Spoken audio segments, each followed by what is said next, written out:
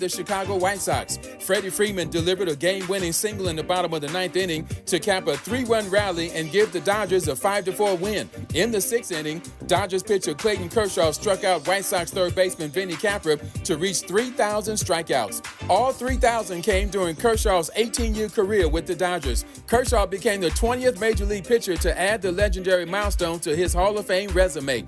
Kershaw will be a first-ballot Hall of Famer 5 years after he retires. The Lakers may have gotten the center they've been looking for. They signed free agent DeAndre Ayton to a 2-year contract. Ayton, the number one pick in the 2018 NBA draft, averaged 14.4 points and 10.2 rebounds last season with Portland.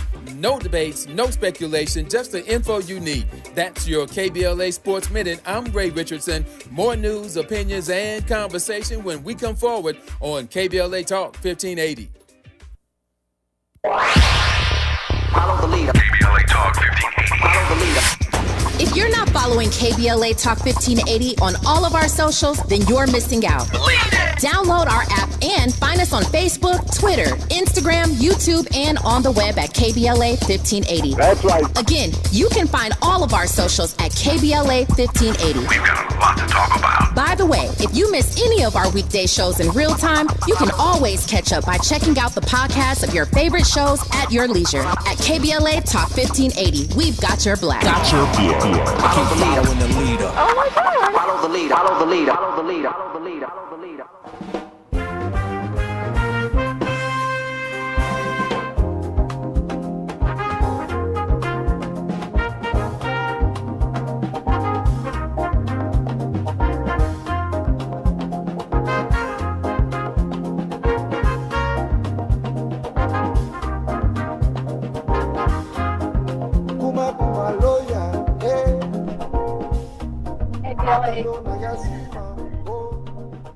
KBLA Top 1580.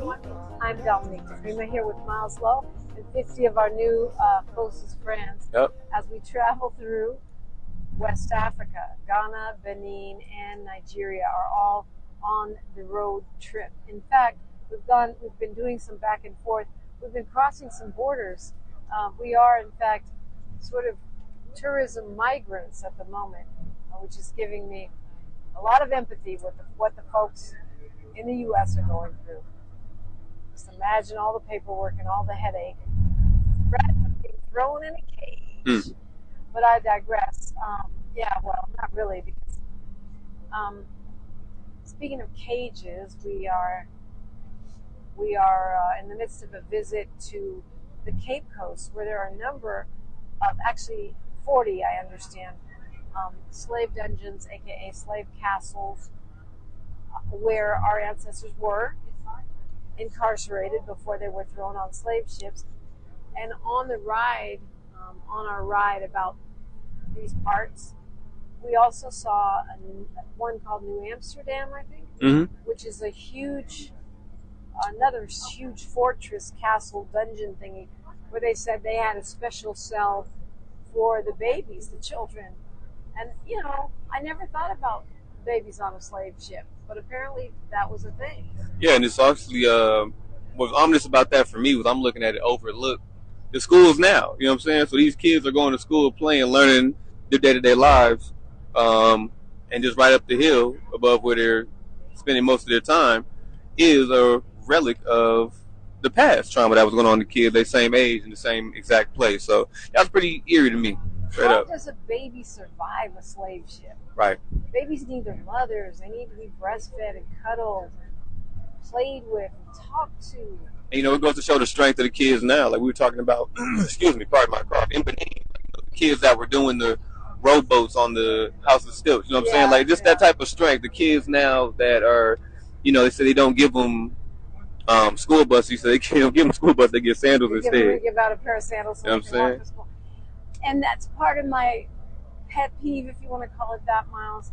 Whenever we come to Africa, adults find ourselves comparing African children to our children and going, oh, look, they'll walk miles to school. They don't complain. They obey. Well, and they're joyous and beautiful and wonderful.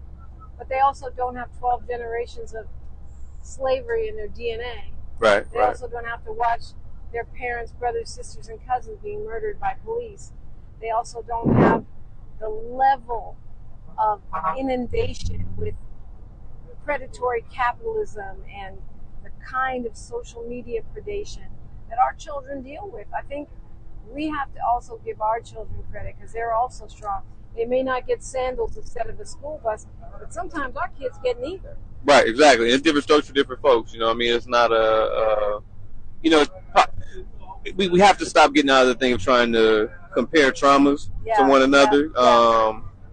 Because there's Olympics. Right, there's better things to connect us than, oh yeah, my trauma's better than your trauma. Oh, my trauma's worse than your trauma. You know what I mean? Let's start seeing ourselves together in different ways instead of seeing, what separates us and letting that be trauma be the one thing that separates us. Yeah, and we had a whole conversation off the mic because there's a part of me that's saying, why is our ancestors paying tourism?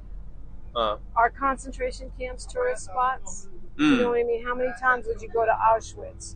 Our morgues, tourism. I guess we do go to the tombs of Egypt, right. And I know people do visit Auschwitz. But also, I don't think that's just relative to our community. I think that's something that all communities do. Is you have to keep trauma tourism. I wouldn't say trauma tourism, but there's the trauma is the truth, though. You know what I'm saying? So you can't. The trauma is the truth, but we don't want to get stuck in the truth. Right. That's why I keep saying in the trauma. We want to get stuck in the truth, but not in the trauma. Right. That's why I keep bringing up Sankofa, even though that's a South African word. It's not, a word for the people of West Africa, but it's still a concept. Looking back to go forward.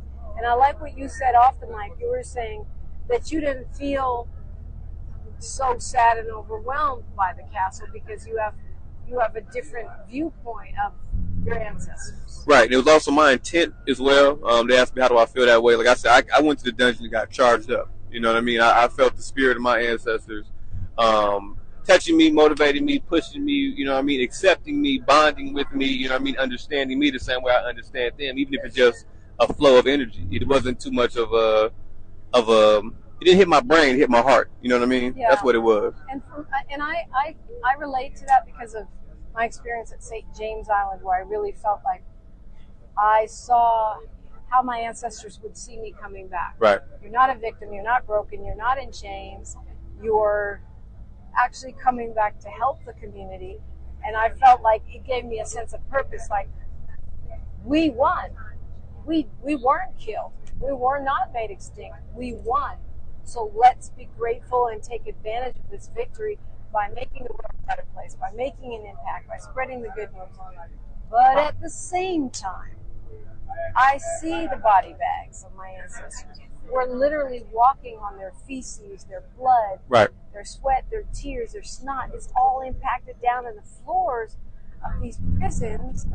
And ghosts, whether you believe in ghosts, my dad used to say, be a spirit, don't be no ghost. And I agree, but whether you believe in spirits or ghosts or not, the pain and the suffering is there. It's the ancestors who need light. And so I think even though I can also be inspired by it, it's triggering. Right. And I think too, as we on this bus looking at this beautiful countryside, it just lets you know too that what some people come over here with the knowledge base of. So I do recommend everybody build up their knowledge base before they get here, so they have some sense of orientation. They're not thinking everything is just huts still. They're not just believing what the TV says.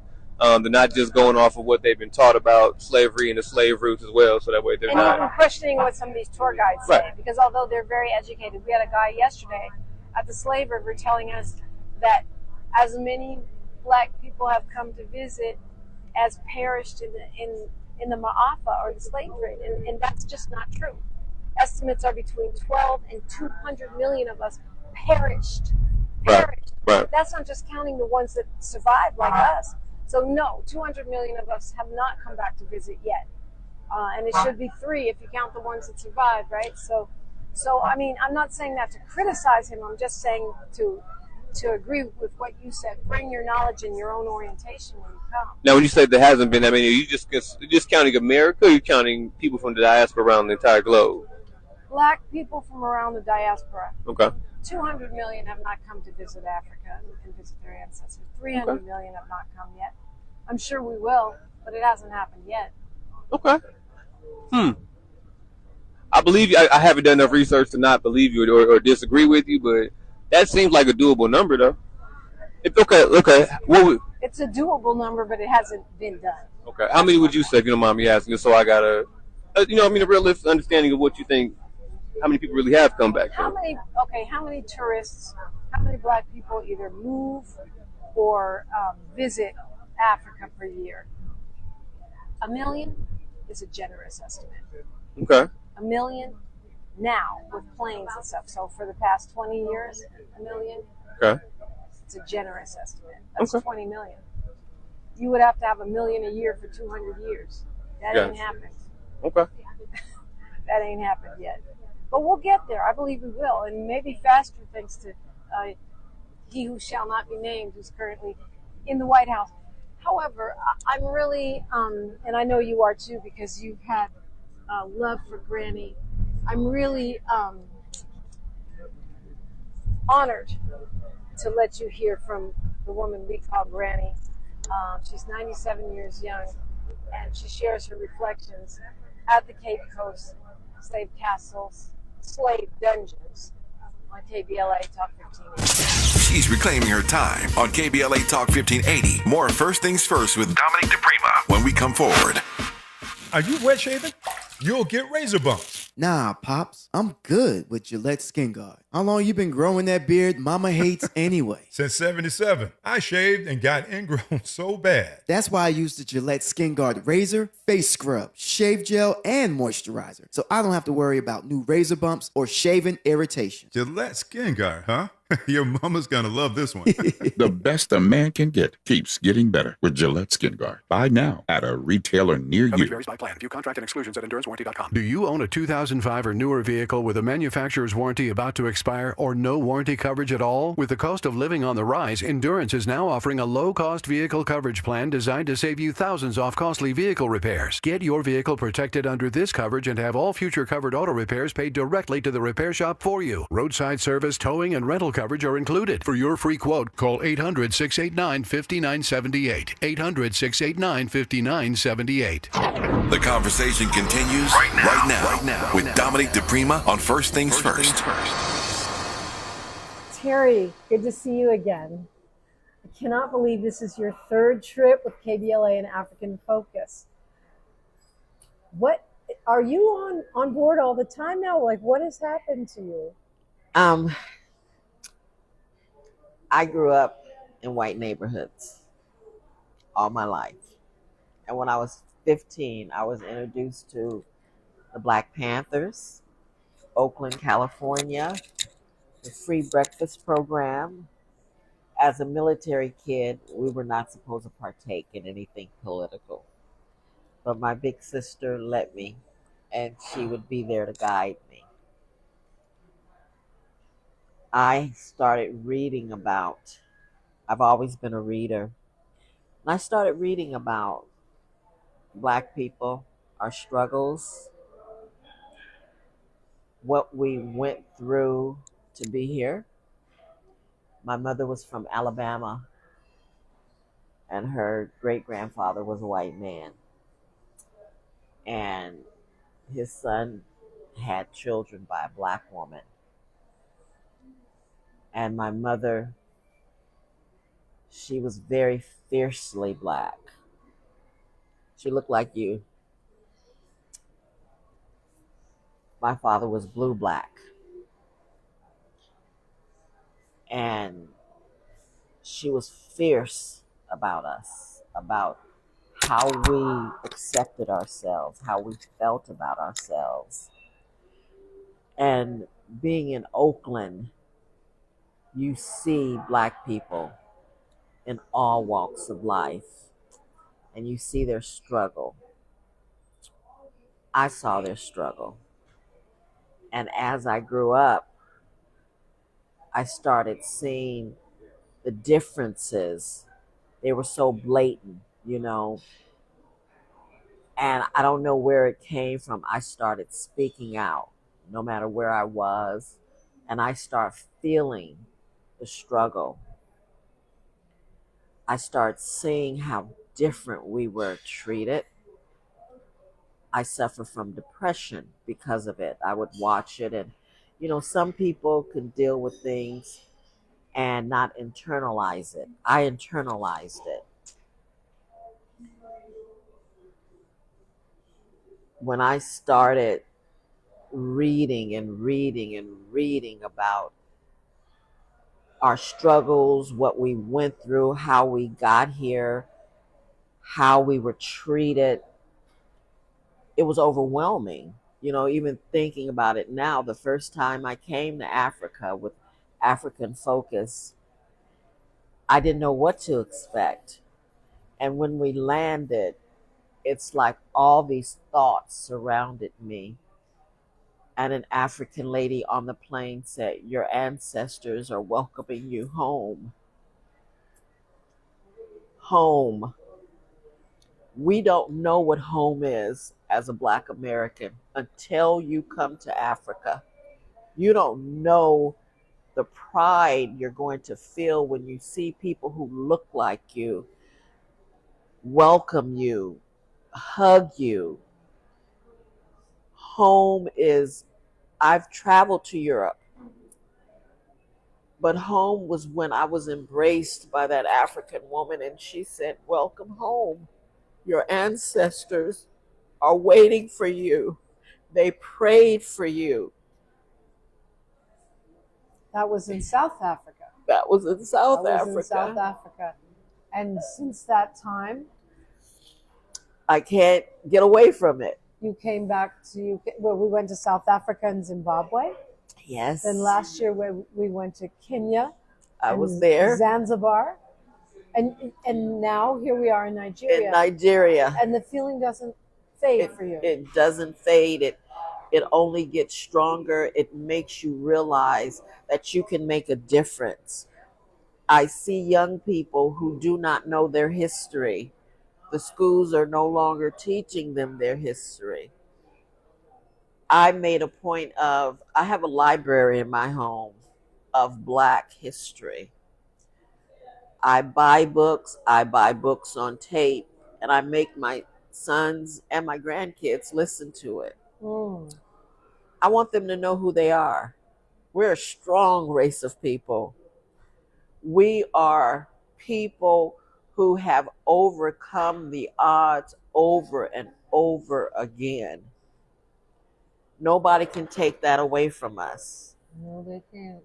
I'm looking at how they're treating Hispanic Americans and Hispanic immigrants, and they're treating them the way they treated us.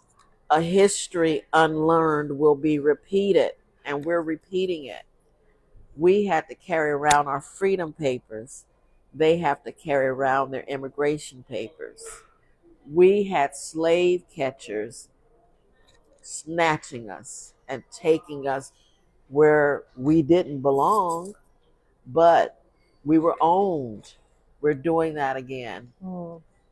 We're repeating history.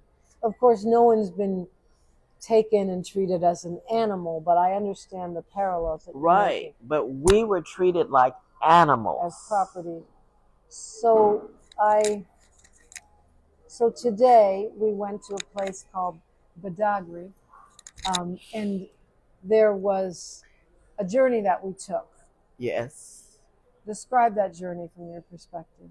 First of all, going over on a boat, I got to sit with other African Americans and some other races, but I got to sit.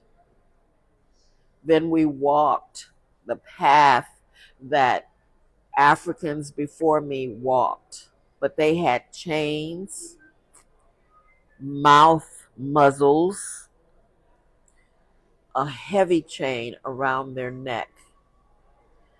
And I was struggling to walk through that sand. They walked that path naked. It was hot. And as I was walking, I had to pull away from the group because my mind was spinning. And I kept thinking of the women walking naked with a chain, a muzzle, and they were walking to an ocean that they had never been to. They had never thought that somebody could come to their land and take them away. When you got to the beach, I'm sorry. I'm sorry. take my hand. I'm sorry. When I got to the beach, I thought about those people being loaded in a boat, head to toe, like sardines. And they were taken away from their families, from their churches, from their villages. And I was so overwhelmed. I thought about my ancestors, and they treated us like animals. I'm angry. I'm sad. I'm overwhelmed, and I could not. I'm sorry. I wanted to scream. I was screaming. People don't understand. They took us. Yes, I'm an American, but I don't belong there. They don't love me. I came to Africa and met people who didn't know me, and they loved me more than I've ever been loved before. This is overwhelming to me. When I think about being at the edge of that beach and looking at that vast ocean, I was filled with so much rage that a human being can do that to another human being. I was filled with so much rage, but then I was so sad that we would hurt ourselves like that. We would let somebody come in and hurt us, but then nobody spoke the language of each other. They couldn't talk to one another. Nobody talks about that. And look at us in the States. I say now that we're all from different tribes and we don't understand each other. We're from another tribe. We still don't understand each other. We don't. So how are you processing that rage and that sadness, Terry? I mean, this was today. It's not like, you've had months to deal with it. How are you processing that? I don't know. When I go home, I'm going to go into counseling. Really? Yeah. I felt powerless even now. I think about those people getting on that boat with a chain around their neck, their legs, muzzles on their mouth, and I'm angry. I have 4 grandchildren. I can't keep this anger inside me. I have to let it rage. I have to let it come out, because that was such a moment for me. I sat at that beach. First, I prayed. I said, God, get me through this, please. Please don't let me lose my mind. And then I started screaming. I screamed. I wanted to release that pain. I wanted everybody to know I'm in pain because of what we went through as a people. This is not something that's going away. Nobody is talking about it. Everybody wants to erase our history, erase us. You cannot erase this. We have to let our kids know it is not the time to be apathetic. They have to get out there and fight. If we don't fight, today I thought I would lose my mind. I knew, I've read books, but walking in their pain, walking that path, walking it, I felt it. I felt a rage. I'm sad inside. This isn't something that's going to go away. It mobilized me, I don't know how I'm going to handle it. I don't know what I'm going to do, but I have to do something, and I have to let other people know they have to do something. what your organization has done is open my eyes. You guys have opened, but there's so many more people that need to see where we're from. It'll change us. It'll change who we are. You know, I had to come to church to go on this trip. I've been going to church every Sunday. I had stopped going to church, but I had to get prepared spiritually for this. I'm home and I don't like what I see. There's an ocean that they took us across to drop us off. My father used to say there's a railroad of bones on the bottom of the Atlantic Ocean. There's a railroad of bones. Those are the bones of our ancestors. My mobilization or motivation that you refer to is, and I say this all the time, is that they say it's the door of no return, but yet we're back. And not only are we back, we have thrived to the point where we're able to offer help, assistance to the people that were left behind. Yes. What are the odds? We were the ones that were kidnapped. And yet here we are offering water wells and books. Gosh. And so I feel like we are the proof that our ancestors could not be extinguished. The dream. We are really the are dream. literally their dream. Yeah. But that doesn't mean, I think you're right, that doesn't mean we don't have to process the rage, understand what happened, and sort of force the world to reckon with it. Yeah. This is, I mean, I have been emotional about a lot of things, but this was so powerful, so deep. All I could think about is, how do I get more people to come over here to witness this, to feel it, to really be prepared. My father told me when I was a little girl, be prepared to die for something. I was a little girl and I didn't understand that. I understand it now. I'm prepared. I don't know what I'm going to do. I don't know how I'm going to do it, but there will be more people involved in African Focus, just to come home. Come home. Let somebody come home. Every time I think about it, that lady told me, welcome home. Nobody has ever said that to me. We're not home in the United States. We're not home. This is home. Faces that look like us. This is overwhelming, you know. Thank you for sharing your journey today. I know it's a tough one, and I almost didn't want to ask you, but I think what you're experiencing, your words and your emotions, will help other people understand. So I hope so. Thank you for sharing today. Thank you. But keep doing this. Keep bringing us home. I'm going to be on all your trips. I want to see my people, see how we're progressing. But I want other people to see it. I want young people to see it. A safe place to go loud. A great place for progressive politics. KBLA Talk 1580.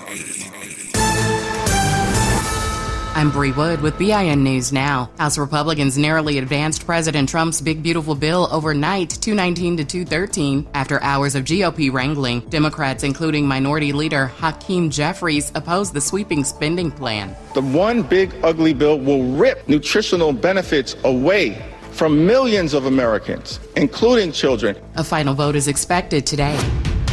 Former President Obama is urging Americans to oppose President Trump's big beautiful bill, warning it could strip health care from over 16 million people. The bill slashes Medicaid by $1 trillion and weakens the Affordable Care Act. And the July 4th travel rush is breaking records. TSA says June 27th and 29th set all-time air travel highs. AAA predicts over 72 million Americans will travel 50 miles or more during the holiday stretch from June 28th through July 6th. Get BIN News Now on demand 24/7 on the iHeartRadio app. Rapid radios are instant push-to-talk walkie-talkies offering national LTE coverage and no subscription ever. Business owners can now keep in touch with up to 200 staff members at one time. Go to rapidradios.com now for up to 60% off and free shipping. This is the KBLA Sports Minute with Ray Richardson. There were two special moments at Dodger Stadium last night when the Dodgers played the Chicago White Sox. Freddie Freeman delivered a game-winning single in the bottom of the ninth inning to cap a 3-run rally and give the Dodgers a 5-4 win. In the sixth inning, Dodgers pitcher Clayton Kershaw struck out White Sox third baseman Vinny Capra to reach 3,000 strikeouts. All 3,000 came during Kershaw's 18-year career with the Dodgers. Kershaw became the 20th Major League pitcher to add the legendary milestone to his Hall of Fame resume. Kershaw will be a first ballot Hall of Famer 5 years after he retires. The Lakers may have gotten the center they've been looking for. They signed free agent DeAndre Ayton to a 2-year contract. Ayton, the number one pick in the 2018 NBA draft, averaged 14.4 points and 10.2 rebounds last season with Portland.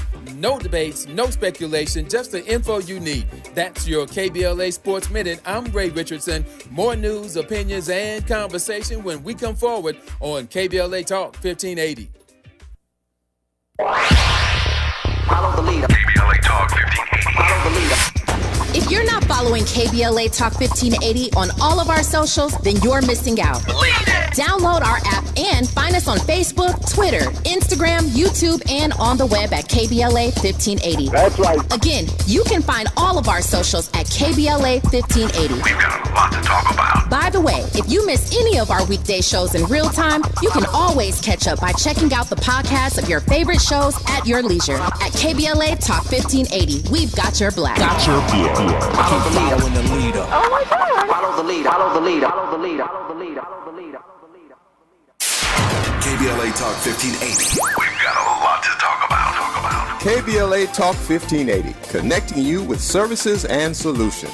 Worried about eviction? You have rights, and Stay Housed LA can help. Stay Housed LA is a partnership between LA County, the City of Los Angeles, and local service providers. From Lancaster to Long Beach, we're here to help you with tenant education workshops, legal clinics, free legal services for eligible tenants, and online resources about tenant protection laws. Don't face eviction alone. Call our hotline at 1-888-694-0040. That's 1-888-694-0040. Or visit stayhousedla.org. Stay Housed LA, keeping Los Angeles residents in their homes. Stay Housed LA, your rights, your home, our community. This is a community call to action from KBLA Talk 1580.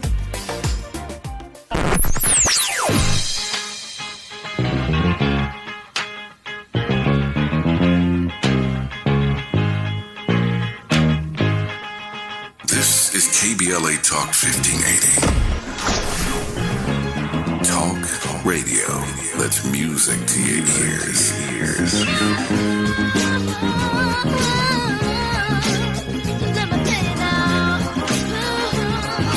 We're unapologetically progressive. KBLA Talk 1580. Broadcasting live from Leimert Park, USA.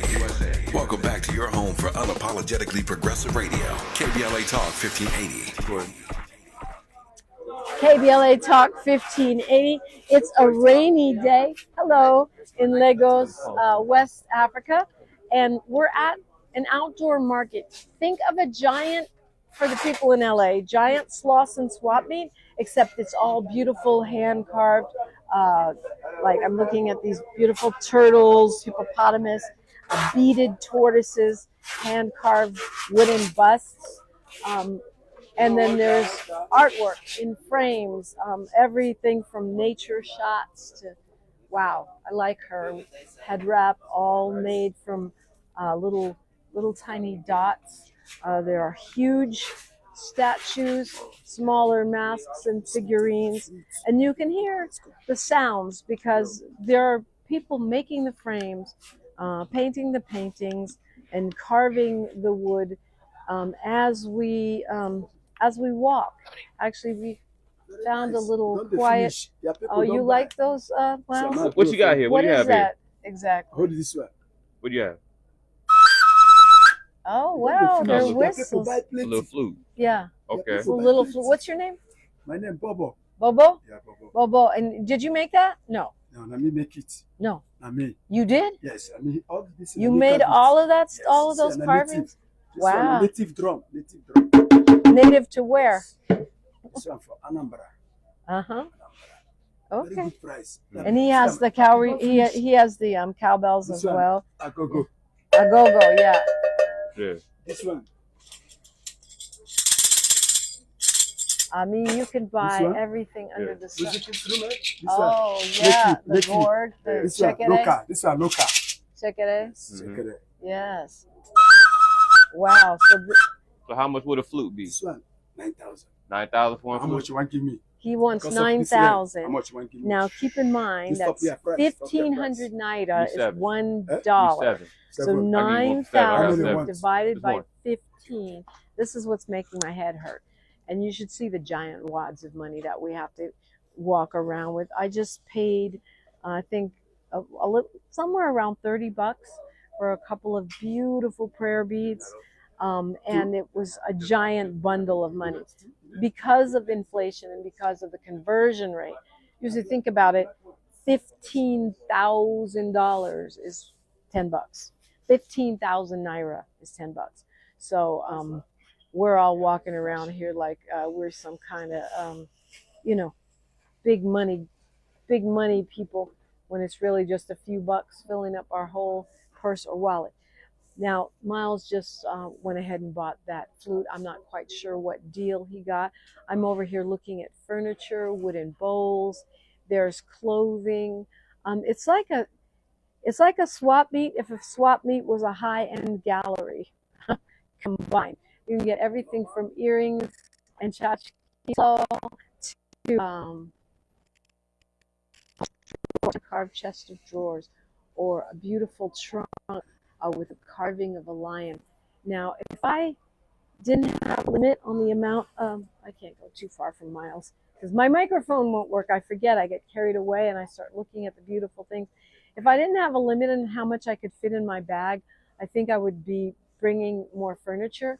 Like, see that chest with the elephant, the buffalo, the rhino. It's beautiful. That's right? craftsmanship right Yeah, here. You know, beautiful. That's the thing about it. Like I've noticed that, especially from the museums to here, like the craftsmanship is in every aspect of, of the art, of the architecture, of the sculpting, of the painting, of the, clothing design.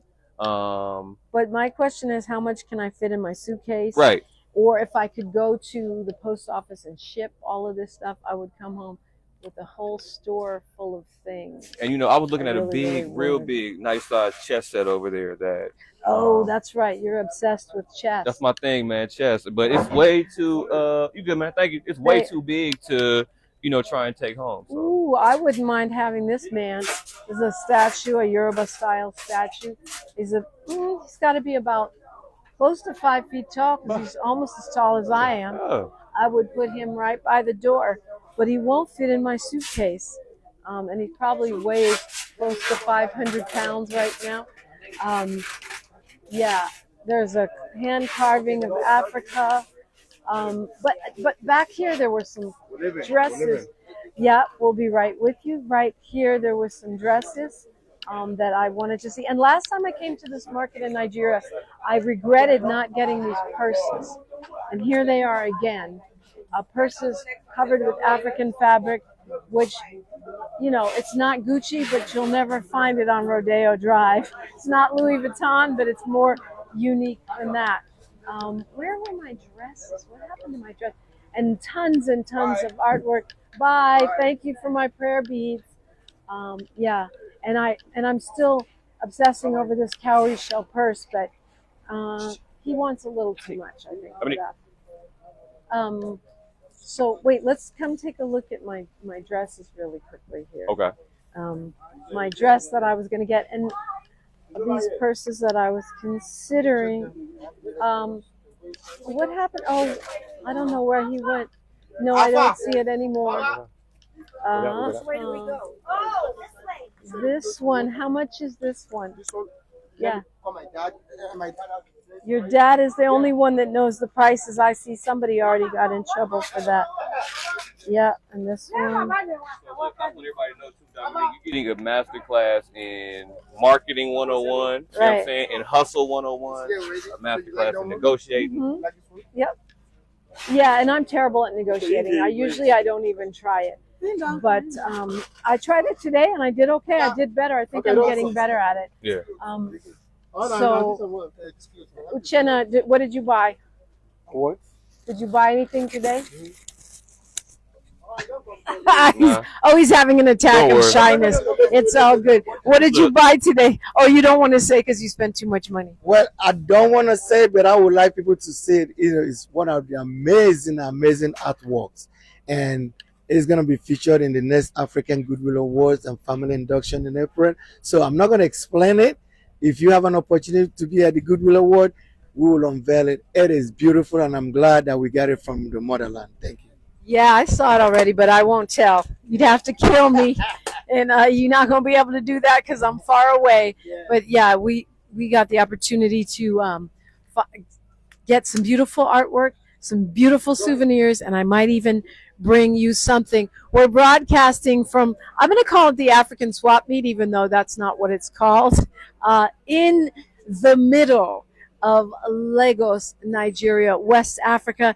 I hope you enjoyed shopping with us. We're going to definitely bring you some photos, and you'll see what I'm wearing. That will be also on display. It's Dominique DiPrima and Miles Lowe for KBLA Talk 1580. More of First Things First with Dominique DiPrima when we come forward. Nearly 7 million Americans aged 65 and older are living with Alzheimer's disease, or AD. But did you know that Black adults aged 65 and older are twice as likely as white adults to develop AD? You may be able to reduce your risk by managing conditions like diabetes and high blood pressure, being physically active, eating healthy, and exercising your mind. To learn more about AD, the importance of early diagnosis and intervention, and a potential treatment option, visit treatalzearly.com. That's treatalzearly.com. This message is brought to you by AZI. Let K. Michelle's Kitchen Catering bring your world of flavors to your next event. For all occasions, from casual brunches to office lunches, weddings, and glamour affairs, call us today at 310-819-6213 or go to kmichellekitchencatering.com or on Instagram at kmichelles_kitchen catering or Facebook at K. Kitchen Catering. We look forward to cooking for you soon. Call 310-819-6213. 310-819-6213. All I need is one mic. With a KBLA Talk 1580 editorial, I'm Tavis Smiley. I do not consider myself a fan of Sean Puffy, Puff Daddy, P. Diddy, Diddy Love, Brother Love Combs. But one doesn't have to be a fan to acknowledge a simple truth about his recent jury trial. I think the primary reason he was acquitted of those sex trafficking and RICO charges is because he was overcharged in the first place. Mine is not to opine on his guilt or innocence on any of the charges the feds brought against him. But I predicted months ago that he would beat the most serious charges because, as usual, prosecutors have a really bad habit of overcharging black men. Dave Chappelle said it best. Puffy is in a RICO case all by himself, man. Hilarious and arresting at the same time. When prosecutors put a target on the backs of black men, they throw everything at them just to see what sticks. And too often, just like in the Puffy case at the very end, they move to dismiss some of the charges and then double down on the ones they think they can win. It's racist and it's wrong, and somebody ought to say so. I think I just did. Not for the benefit of Puffy, but on behalf of all the other black men who have been and sadly will be woefully overcharged in the future. With a KBLA Talk 1580 editorial, I'm Tavis Smiley. As always, we welcome your feedback.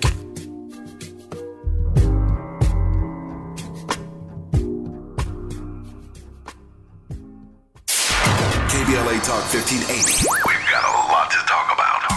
KBLA Talk 1580, connecting you with services and solutions. LA LA County's new Justice Care and Opportunities Department, or JCOD, is here to support justice-involved individuals and their families. The JCOD Support Center is now taking calls at 1-833-LACJCOD. That's 1-833-522-5263. Available 7 days a week from 6 a.m. to 11 p.m., the Support Center is your one-stop shop for re-entry issues and court support. They offer court reminders, connections to local services, transportation assistance for housing, court appearances, and childcare. The JCOD hotline provides personalized help to connect you with services that you need. And don't forget to check out justiceconnect.org for more information. Remember, it's free and available every day at 1-833-522-5263. This is a community call to action from KBLA Talk 1580. KBLA Talk 1580. We've got a lot to talk about.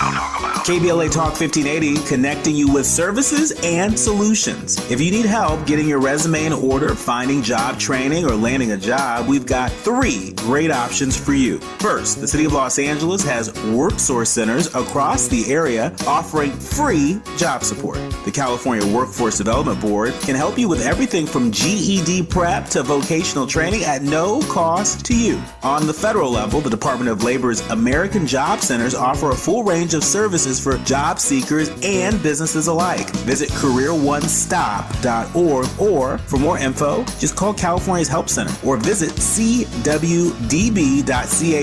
or call 916-657-1440. For the City of Los Angeles programs, go to ewdd.lacity.gov or call 213-744-7300. All these services are free to help you get your next job. This is a community call to action from KBLA Talk 1580. KBLA Talk 1580. We've got a lot to talk about. KBLA Talk 1580 reminds you, when we fight, we win. The Youth Justice Coalition is challenging America's addiction to incarceration and discrimination. YJC works to dismantle policies leading to mass incarceration, law enforcement violence, and the school-to-prison pipeline. Their approach? Transformative justice, community intervention, free LA high school, legal defense, and system monitoring. YJC promotes safety without relying on prisons. Their goal? Prevent system contact and help people exit the system through direct action, advocacy, and education. Want to get involved or need help? Call 323-235-4243. That's 323-235-4243. Join YJC in creating change. When we fight, we win. KBLA Talk 1580, your voice for justice. This is a community call to action from KBLA Talk 1580. KBLA Talk 1580. We've got a lot to talk about. KBLA Talk 1580, connecting you with services and solutions. The Los Angeles Regional Food Bank is on a mission to fight hunger and provide nutritious food to those in need across our community. They partner with federal, state, and local programs advocating for better policies and funding for critical hunger relief programs like Cal Fresh, the Emergency Food Assistance Program, and the Child and Adult Care Food Program. The food bank works with coalitions and local representatives to make sure hunger is addressed in every district of LA County. They also run nutrition education campaigns, raise hunger awareness, and source nutritious food for distribution, all while supporting regulations that allow food pantries to operate safely. Want to help? Visit lafoodbank.org or call 323-234-3030 to volunteer or find a food bank near you. Together, we can ensure that no one goes hungry in Los Angeles County. This is a community call to action from KBLA Talk 1580. KBLA Talk 1580. We've got a lot to talk about.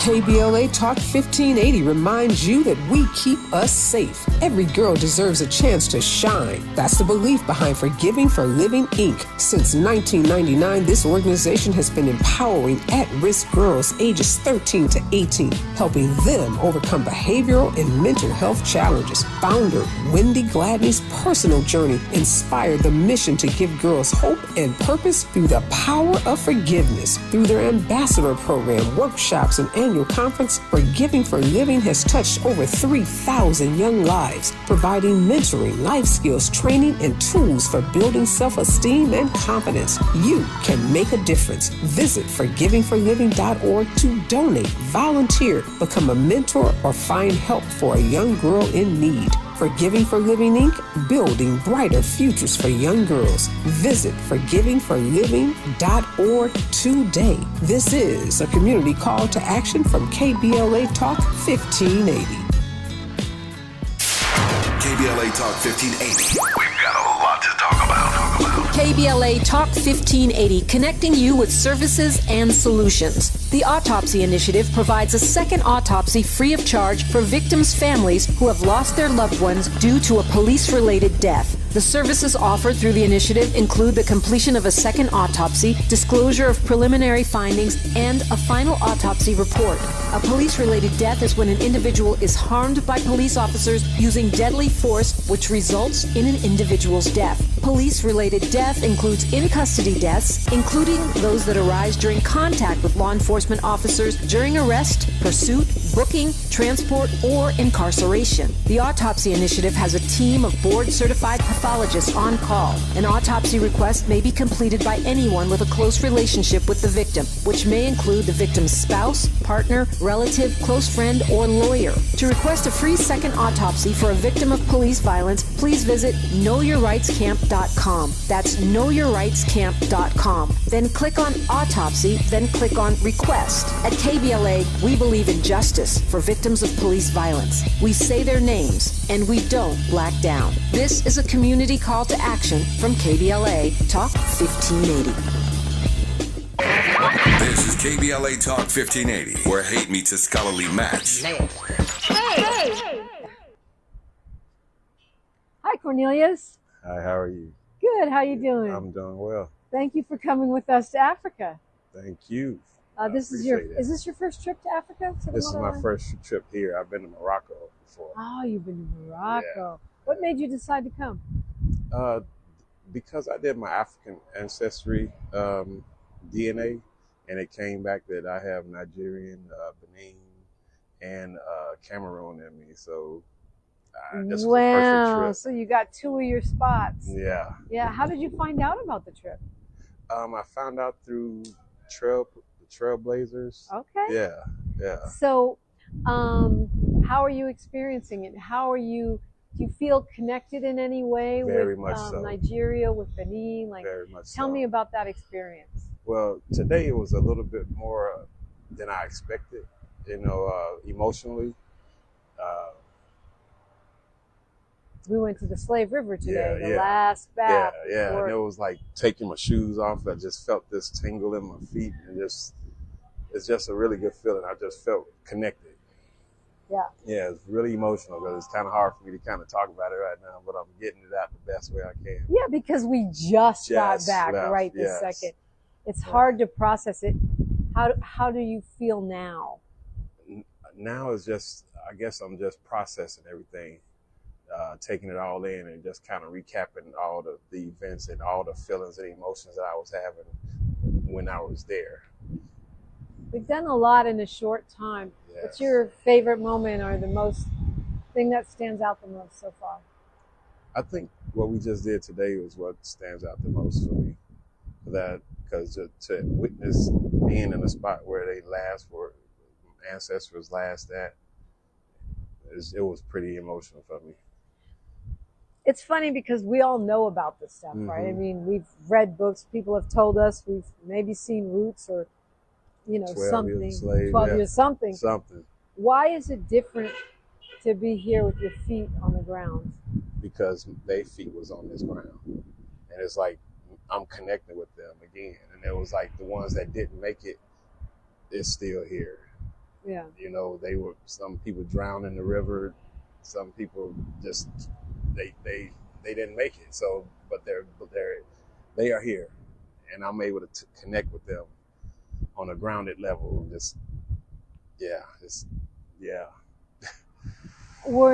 How are you feeling about connecting with the living Africans that are here now? How's that experience for you? That's been a different experience too, because I don't know if it's just the custom of where they're at now and how they're living now is making it's a little bit different from what I feel from the slavery portion. The where we just came from today. It's like I can find a connection with some of them I can't. That's how I put it. I guess they must not be my tribe. Right. So you're finding it easier to connect with the ancestor than the modern day. Yeah. Interesting. Yeah. And what has surprised you, if anything, on this trip?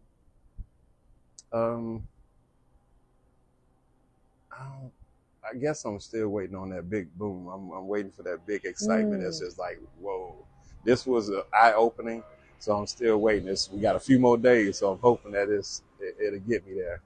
You talked about the scariness or the intensity, I guess, of walking where your ancestors walked, and the pain. What about the joy? I did. I felt joy. Yeah, it was that overwhelming feeling when I took my shoes off. That was the happy, that was the happy joy feeling I felt. And it was like a tingly feeling. It was just kind of took over my whole body in a sense.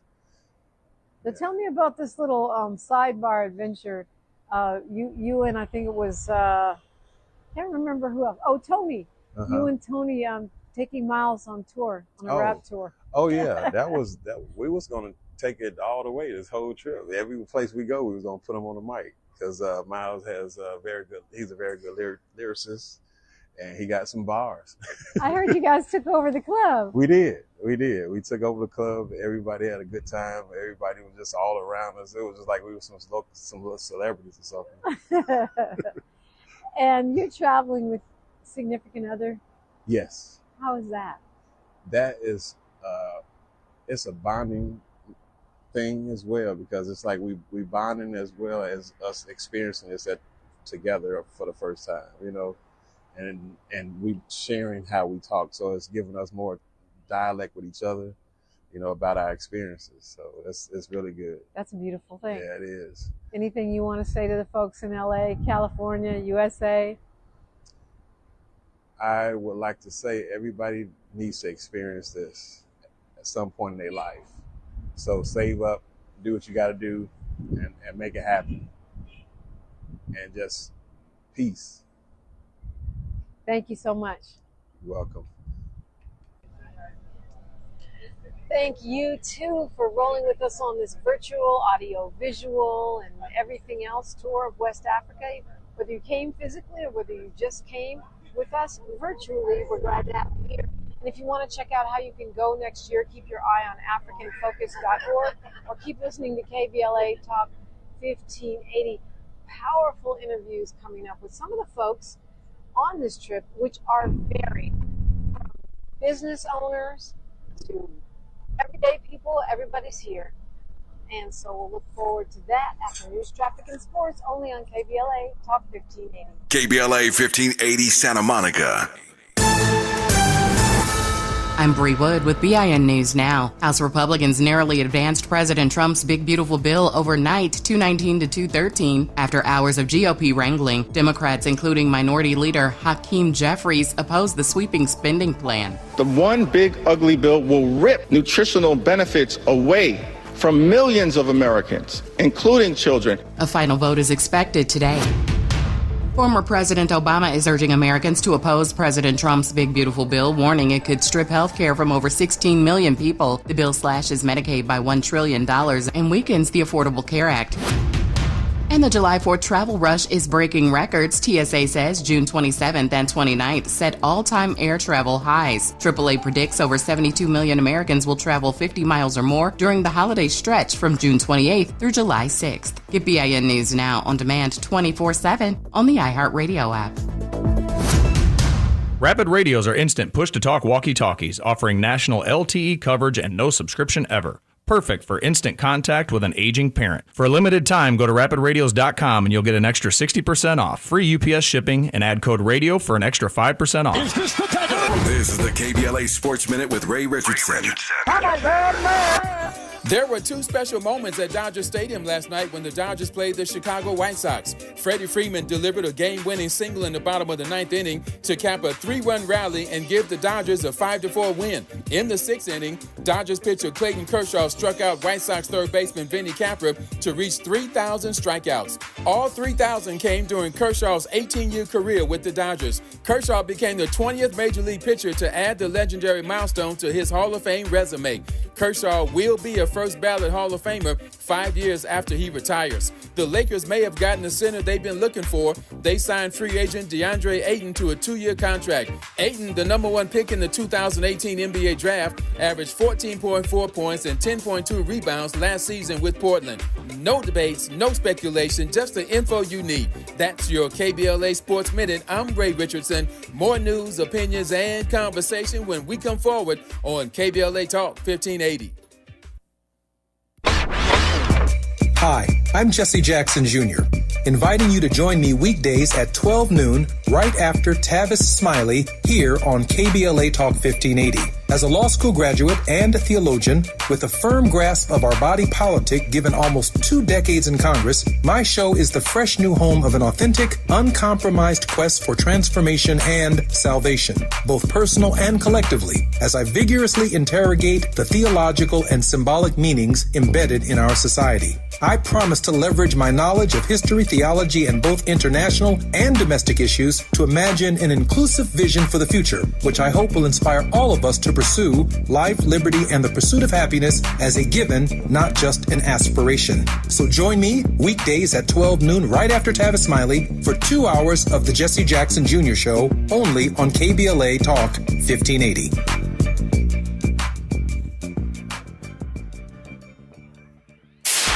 KBLA Talk 1580. We've got a lot to talk about. KBLA Talk 1580 reminds you that we keep us safe. Every girl deserves a chance to shine. That's the belief behind Forgiving for Living, Inc. Since 1999, this organization has been empowering at-risk girls ages 13 to 18, helping them overcome behavioral and mental health challenges. Founder Wendy Gladney's personal journey inspired the mission to give girls hope and purpose through the power of forgiveness. Through their ambassador program, workshops, and annual conference, Forgiving for Living has touched over 3,000 young lives, providing mentoring, life skills, training, and tools for building self-esteem and confidence. You can make a difference. Visit forgivingforliving.org to donate, volunteer, become a mentor, or find help for a young girl in need. Forgiving for Living, Inc., building brighter futures for young girls. Visit forgivingforliving.org today. This is a community call to action from KBLA Talk 1580. KBLA Talk 1580. I hope you're following along on Instagram, on Twitter, on TikTok as we take this journey through West Africa. Dominique DiPrima and Miles Lowe. Let's tap in with the founder of African Focus Incorporated. We're starting to get some insights, more insights from our travelers. We call them the African Focus KBLA Talk 1580 Trailblazers. We're still on the road. We're on the road broadcasting from West Africa, Ghana, Benin, Nigeria. It's a West African tour, and you're coming with us on KBLA Talk 1580. Don't forget to tap in on socials, KBLA 1580 on every platform, DiPrima Radio on every platform, Miles Lowe Music on every platform. Happy to have with me right now the Executive Director of African Focus Incorporated, the nonprofit organization that teams up with KBLA Talk 1580 to present the African Focus Trailblazer Tours. Uchenna, how is this trip going so far? It's Uchenna and Wargu, which I say wrong because Emily told us your wife told us we're supposed to say Warg. That's right, yeah. Warg. Uchenna, Warg. Yes. Warg. So anyway, how do you, compared to previous trips, how do you think this one's going? Well, it's going well. First, I would like to give a shout out to Tavis Smiley, who allowed us to partner with his foundation, and more thanks to Dominic, our ride or die partner over the years, and it's been amazing tour. It's been an amazing thing to partner with the station, partner with Dominic, who actually made it all happen. So it's really an honor to see all of our hard work come together. And by so doing, here we are on our 7th year hosting this tour, and here we are in Ghana. It's been an amazing experience. The people are lovely. This is our last stop, no, second stop, first stop actually. And after here, we'll be going back to Nigeria. So we've been to Nigeria, we've been to Benin Republic, and we've been to Ghana, which is an amazing country. You might have think I've been here before, being from Nigeria next door. This is my first time being here. I'm just overwhelmed with excitement, and the warm reception that we're getting in Ghana is amazing. Our people are having a great time. So your first time in Ghana is right now? That's correct. Wow. Yes, I left. And I'm going to guess it was your first time in Benin too, right? That's correct. Wow. Yes. So even though you're actually African, although you live in Los Angeles with your wife who's African American, you have never traveled through West Africa like this. No, not at all. Although I left home a little bit early as a young man, but even if I had stayed in Nigeria, these are one of the things that we would like to see also happen in the West Africa, is an opportunity for people to actually travel. Yeah, people are talking about like a European Union type situation for Africa, where people don't need a visa to go between different countries. That would be helpful. That would be amazing, because in this trip, I was able to use my Nigerian passport to cross over without much hassle, but more needs to be done to allow people to interact. That brings business, that brings unity, that brings exchange of cultures and ideas. So we will see more of it. We'd like to see more of that happen among African countries in the continent. Do you think, having gone with these 7 years, do you think that the African continent, the African countries, and other countries are reacting to the U.S.'s like sort of anti-immigration policy? Is it harder to get a visa for North Americans, for people from the United States? Is it harder to move around for us than it used to be because we're being so hard on others? Well, there is always a reciprocity thing going on within these governments. For instance, when we were getting our visas, we were fingerprinted. We have to submit our passport, even though that have changed a little bit. But when we asked why all this roadblock basically in getting a Nigerian visa or any of the countries, they said, well, they're also trying to, do what those countries are doing to their own citizens. So I don't know to what degree that is the truth or not, but I can see how that makes sense, because, getting a U.S. visa is not that simple, and getting a Nigerian visa, you got to go through the hoop. But they've changed that right now, so hopefully that can be much more flexible. True, more people are coming online and all that. Do you think, talk to me about the range of people we have on this trip. We've got everything from students to people that own their own companies. That is what is amazing with African Focus and its partners, KBLA.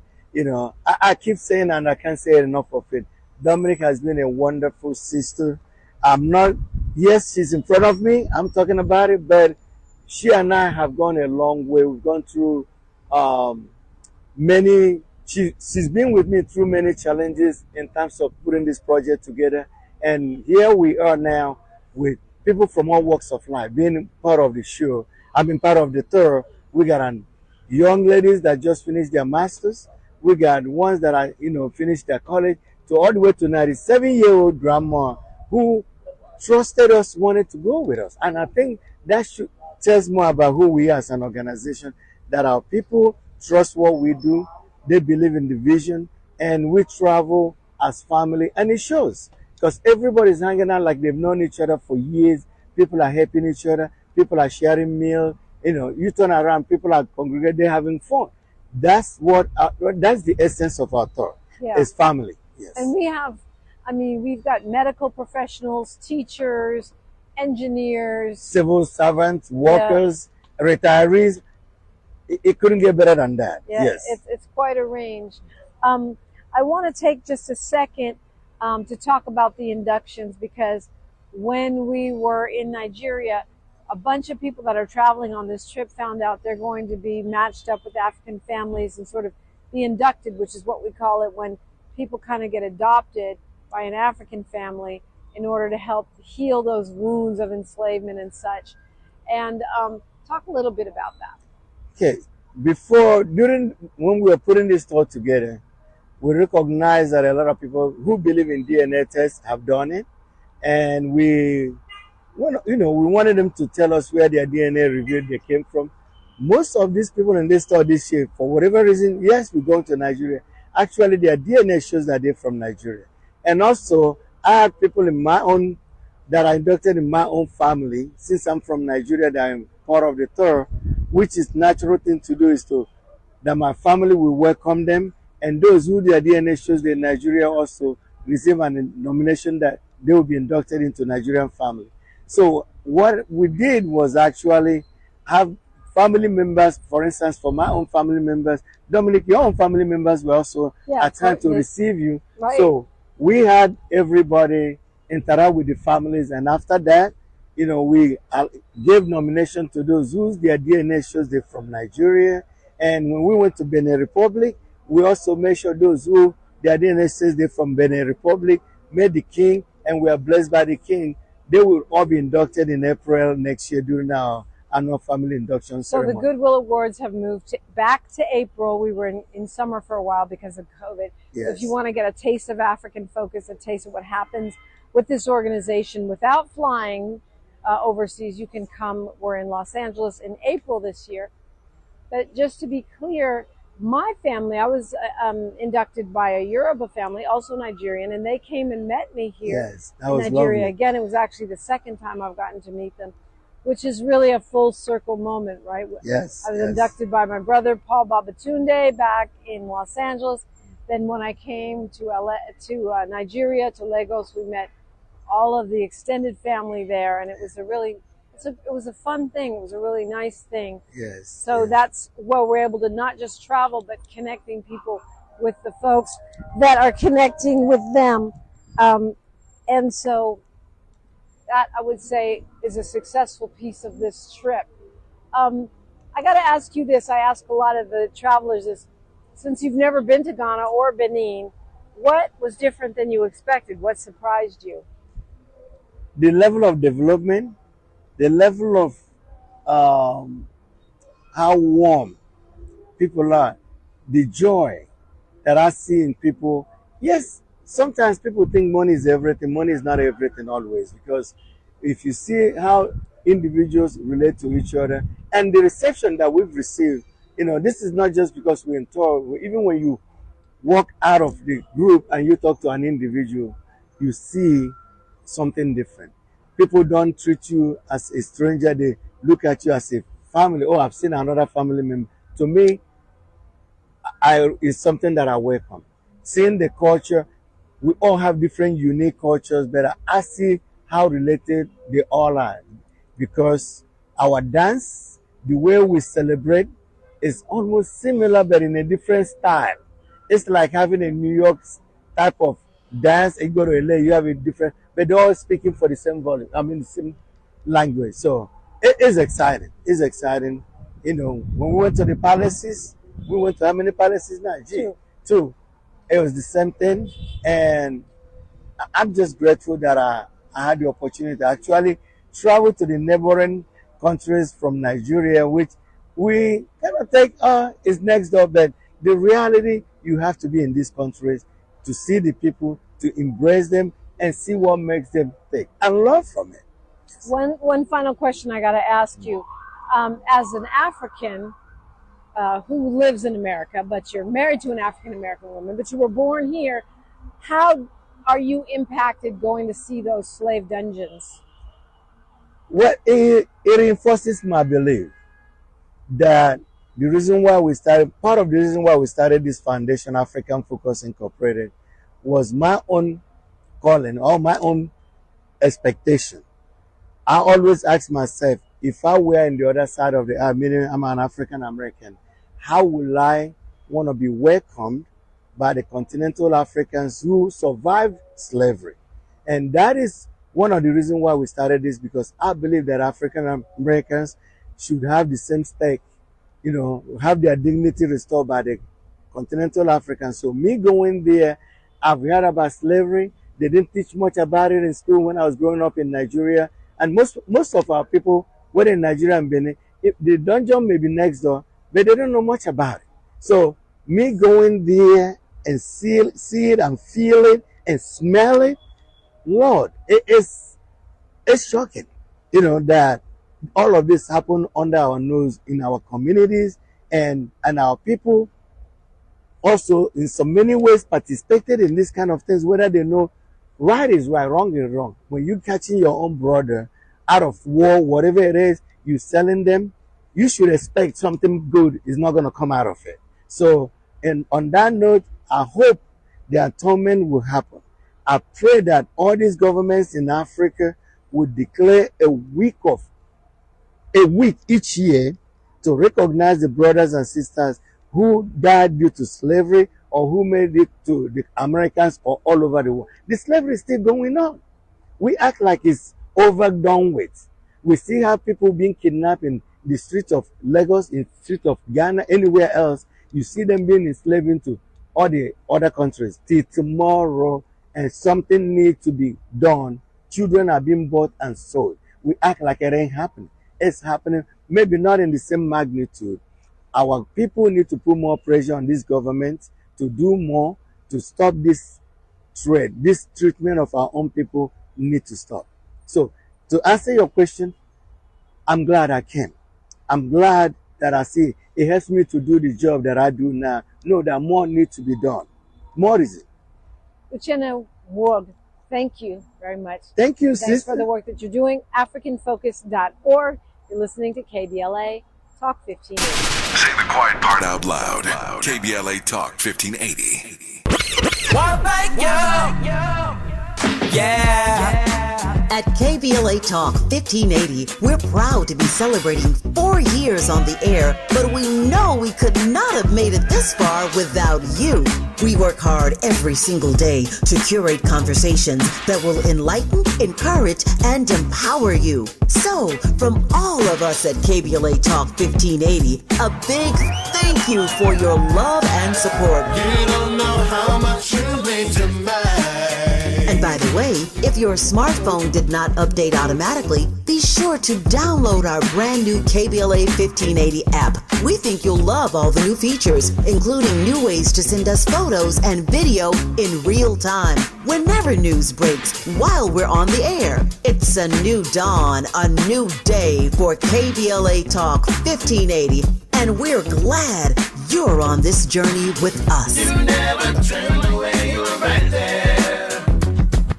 Thank you, thank you. Are you wet shaving? You'll get razor bumps. Nah, Pops, I'm good with Gillette Skin Guard. How long you been growing that beard Mama hates anyway? Since 77. I shaved and got ingrown so bad. That's why I use the Gillette Skin Guard razor, face scrub, shave gel, and moisturizer. So I don't have to worry about new razor bumps or shaving irritation. Gillette Skin Guard, huh? Your mama's gonna love this one. The best a man can get keeps getting better with Gillette Skin Guard. Buy now.